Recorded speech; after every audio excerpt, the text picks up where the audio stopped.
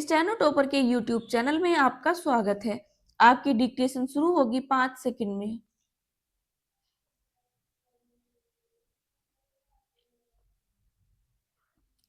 महोदय, देश में जो उद्योग धंधा चल रहा है या देश की उन्नति करने का, देश में समृद्धि लाने का जो वैज्ञानिक या प्रौद्योगिकीय आविष्कार हो रहा है, उसमें भी उसका उपयोग पूरा पूरा हो। यदि ऐसा हो तभी मैं समझता हूँ कि हमारी पेटेंट प्रणाली सफल सिद्ध हो सकती है।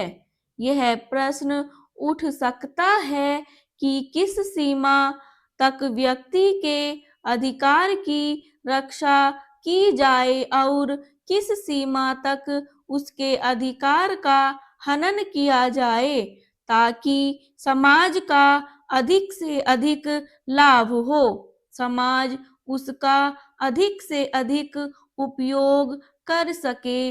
एक दृष्टिकोण जो इसके पीछे है, हमें इस बात का अभिमान है कि हम 101 करोड़ हैं। हमारी कई जातियां, कई धर्म, कई भाषाएं और कई प्रकार के रीति रिवाज हैं। इस विविधता से हमें लाभ उठाना चाहिए, किंतु आज भेदभाव का भूत हमारे सिर पर चढ़ रहा है। भारत को स्वतंत्रता मिली है, इसका अर्थ यह होना चाहिए कि गरीबों की सेवा के लिए आज भी हमें जो सुविधाएं उपलब्ध नहीं थी वे मिली हैं।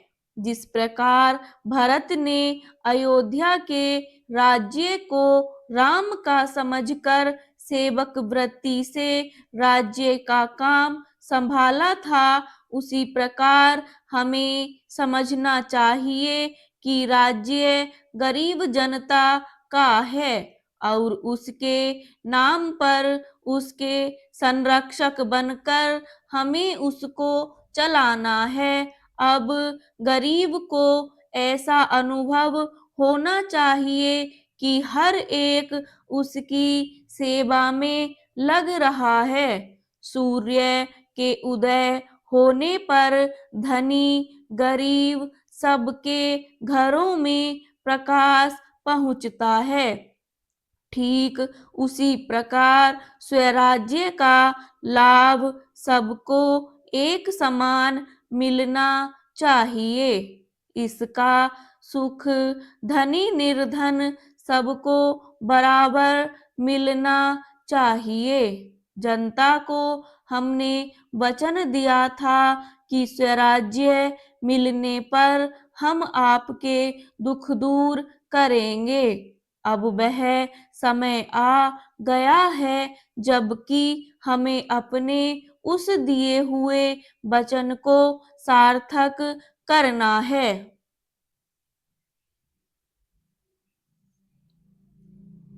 इतने बड़े देश में विचार भेद होना स्वाभाविक है। देखना यह है कि हम लोगों के विचारों में कुछ समान अंश भी हैं या नहीं। यदि हैं तो समान कार्यक्रम बनाइए। इस प्रकार कार्य करने से हमारे भेदभाव कम होते होते एक दिन मिट जाएंगे और अच्छी बातों का अपने आप उदय होने लगेगा। अगर उसी प्रकार भेद स्थापित करने का प्रयत्न किया गया तो लोग सत्ता के पीछे पड़ जाएंगे और स्वराज्य प्राप्त होने का आनंद हम लोगों को नहीं मिल सकेगा। Bram stop.